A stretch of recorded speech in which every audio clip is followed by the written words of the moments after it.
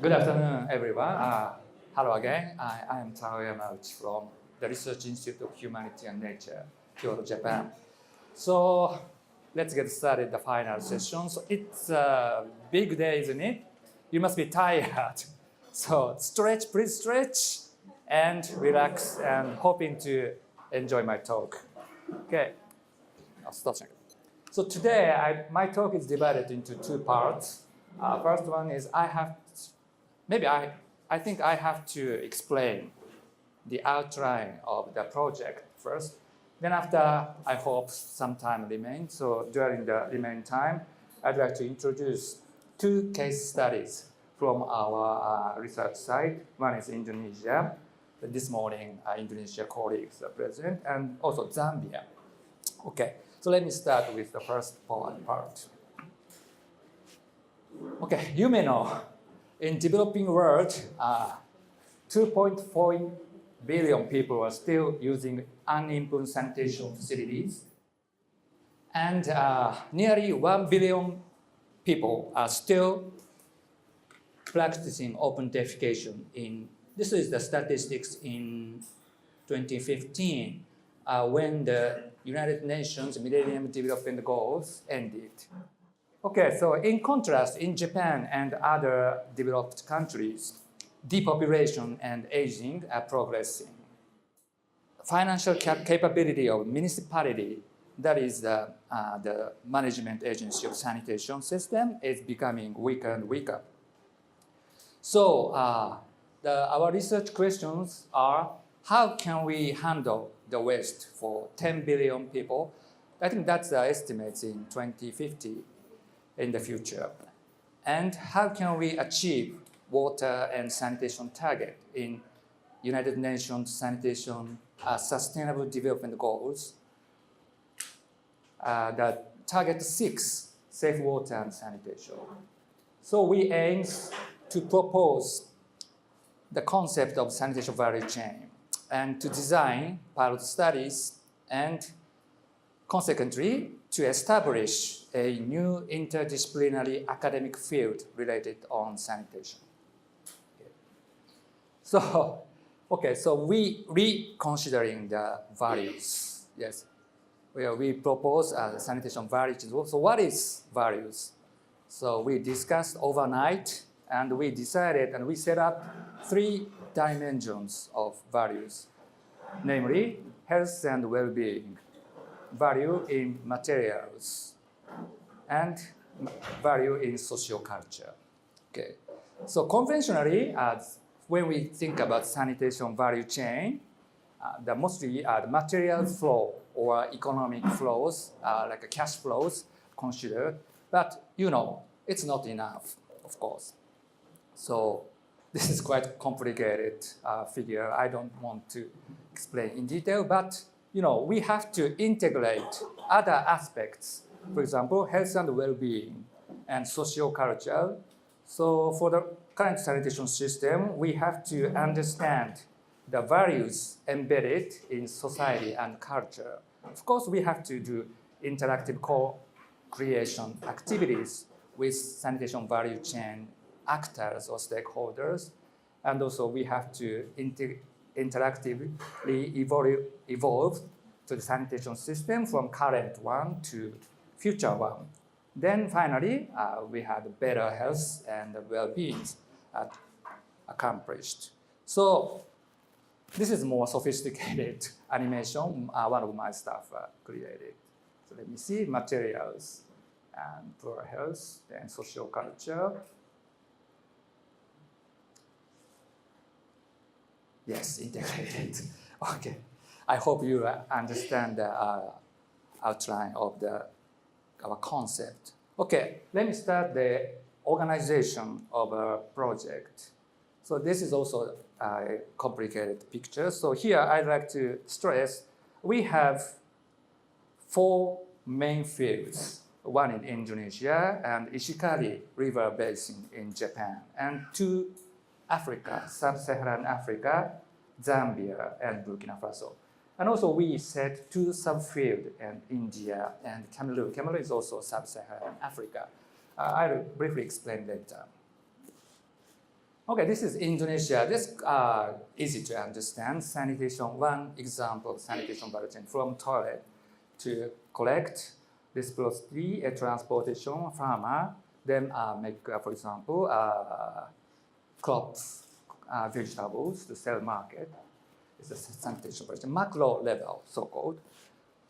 And this picture is also shown in morning session. So from based on intensive field research, this is micro level value flows based on household. This is toilet.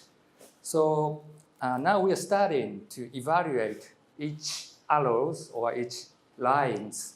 These are the values flows to for the possibility of creating sanitation value chain here in an urban slum in Indonesia.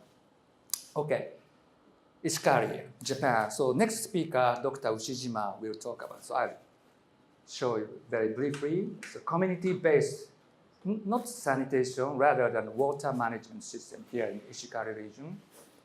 Okay, and here the point is co-creation of various stakeholders, particularly local high school is a key actors, we think. Yes, this is also complicated slide. Maybe Dr. Ushijima will explain. Yes, so this, as you can see, local high school are located here in the center.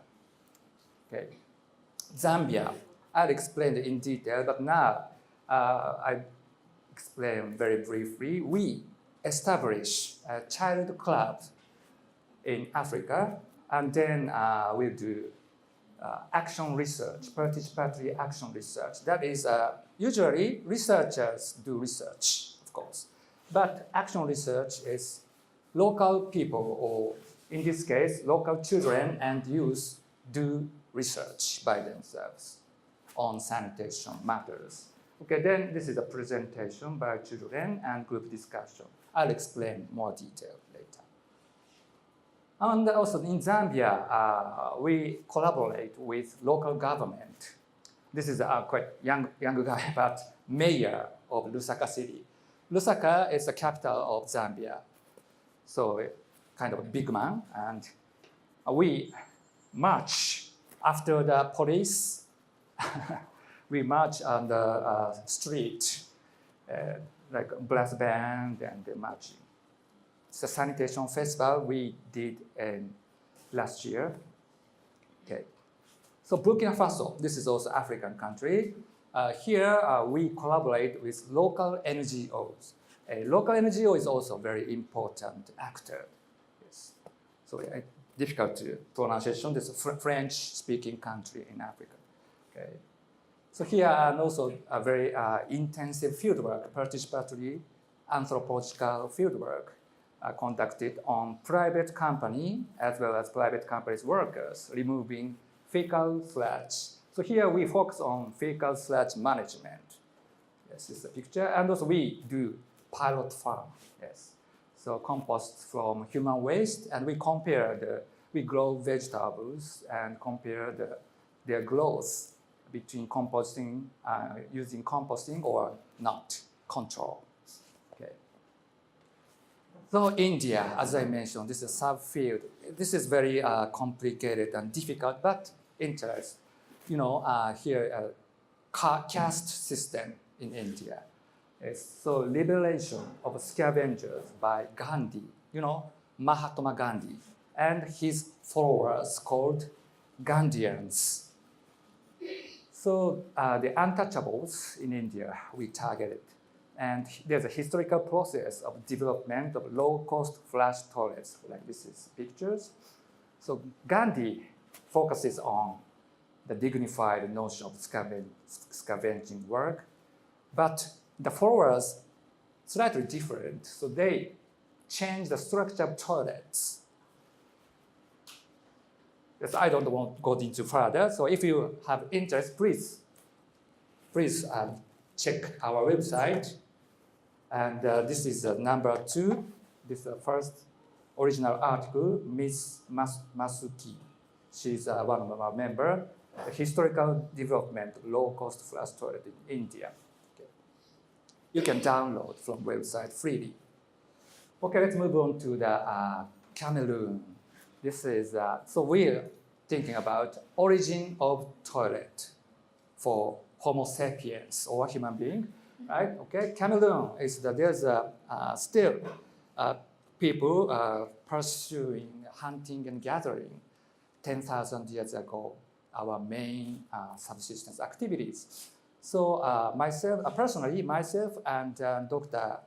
Hayashi, the last speaker in this session, have been conducting field research, anthropological field research on this population. That's why we start to do toilet research. So of course, no toilet. They don't have toilet in forest camp because they are mobile. But they have villages and neighboring farmers. They have toilet, but as you can see, very crude and very basic borehole, only hole. Okay.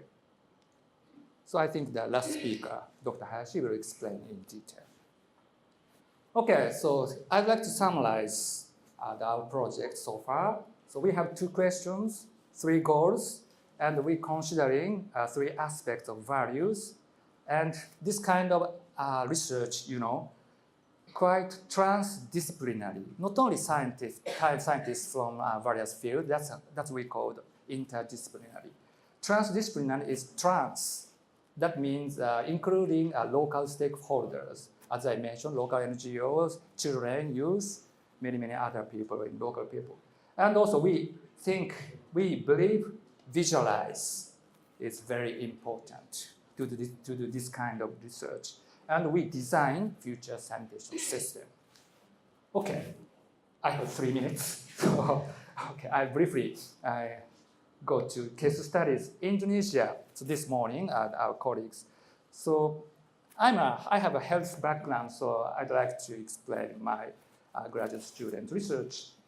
We did body measurement, measuring height, body weight, and calculating body mass index, and standardized like this.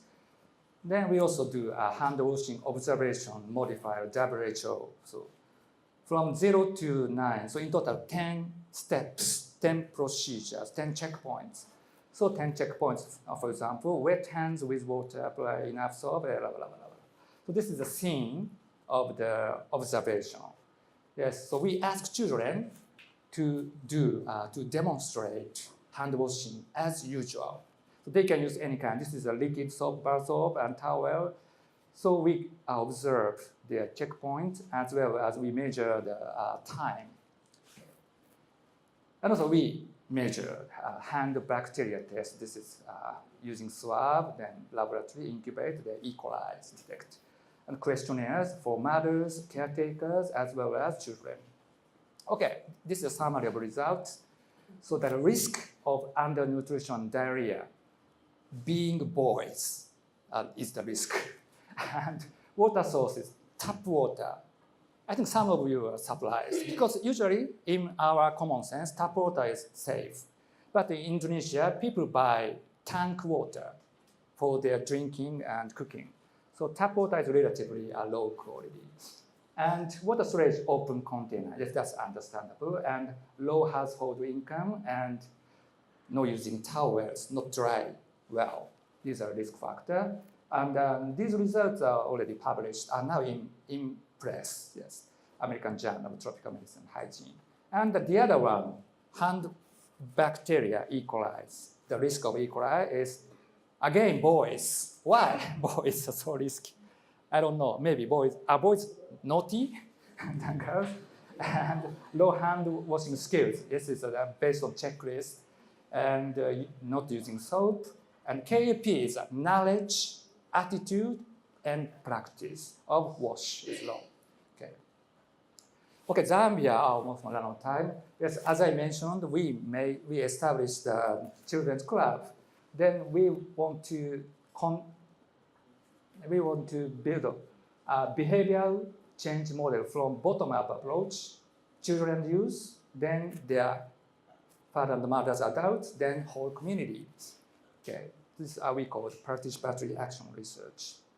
So the name of the child group is Zikolanga, that my community in their language. Okay, so as I mentioned, children and youth are researchers and innovators. Then they do sanitation assessment and intervention. Okay. And we selected 2 slum areas. And this is the thing. First, we have to train our lessons for data collection, but not lecture style. You know, here, like active learning and group working. So it's quite fun for them to learn about this kind of related sanitation knowledge. Okay, so PhotoVoice. PhotoVoice is we distribute the second-hand digital camera I bought from Japan. Then children take pictures with their comments. This is a PhotoVoice approach. Okay, so this is a scene of young children who cannot use a digital camera, draw a picture or art. This is quite sanitation problem scene. So they did a sanitation exhibit last year, March, and each side. Okay, this is a PhotoVoice scene. Okay, so give me 1 minute. Zikolanga, a healthy living. Zikolanga had their first ever community sanitation exhibit on Friday and Saturday, 9th and 10th of March 2018 in Burkina and Taro constituencies, respectively. The exhibits were there for Zikolanga children and youth to showcase the sanitation and health status of their communities through art for the children and photographs for the youth. PhotoVoice activities. And they make drama. Drama is a very good counterparts. Professor Nyambe, participants.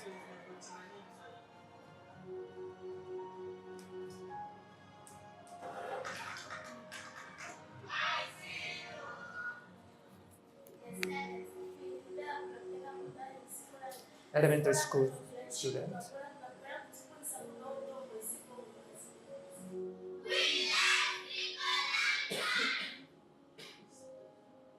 Okay. Thank you. This video is taken by local artists, and local artists did arrange or everything done by local artists. I think that's important. Also the communication and cooperation. This is summary.